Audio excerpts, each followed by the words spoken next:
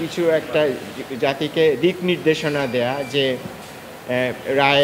ওনারা রায় দিলেও পরবর্তী নির্বাচন বর্তমান অন্তর্বর্তীকালীন সরকার করবে এবং তত্ত্বাবধায়ক সরকার ব্যবস্থা এর পরের নির্বাচন অর্থাৎ চতুর্দশ সংসদ নির্বাচনের ক্ষেত্রে কার্যকর হবে।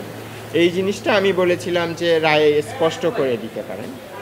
তো এটা নিয়েও কিছু আলোচনা হয়েছে। পরে যখন আমরা 58C2 ধারা অনুচ্ছেদ ওনাদের নজরে আনলাম, তখন ওনারা বুঝলেন যে এরকম একটা নির্দেশনা ওনারা দিতে পারেন, তবে নির্দেশনা না দিলেও যেহেতু এটা সংবিধানেরই একটা অনুচ্ছেদ, এই নির্দেশনা না দিলেও কিন্তু অবস্থা যেটা হবে যে এখনই তত্ত্বাবধায়ক সরকার গঠন করার মতন করা যাবে না। সংবিধানের ত্রয়োদশ সংশোধনী পুনর্বহাল হলে তার অনুচ্ছেদগুলোই এটা পারমিট করবে না, অ্যালাউ করবে না, কারণ সংসদ ভেঙে দেওয়ার 15 দিনের মধ্যে করতে হয়। কাজে আপনার সেই ট্রিগারিং ফ্যাক্টরটা আপনি পরবর্তী সংসদের আগে আপনি পাচ্ছেন না তত্ত্বাবধায়ক সরকার করার।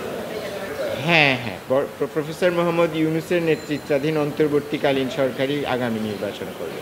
প্রথমত ওনাদের এই নির্বাচন করার দায়িত্ব ওনারা যখন দায়িত্ব গ্রহণ করেছেন তখনই পেয়েছেন। দ্বিতীয়ত হলো ওনারা চাইলেও এখন করতে পারবেন না, কারণ তত্ত্বাবধায়ক ব্যবস্থা গঠন করতে হলে এটা সংসদ ভেঙে দেওয়ার 15 দিনের মধ্যে করতে হয়। সেই সময় আমরা বহু আগে পার হয়ে এসেছি।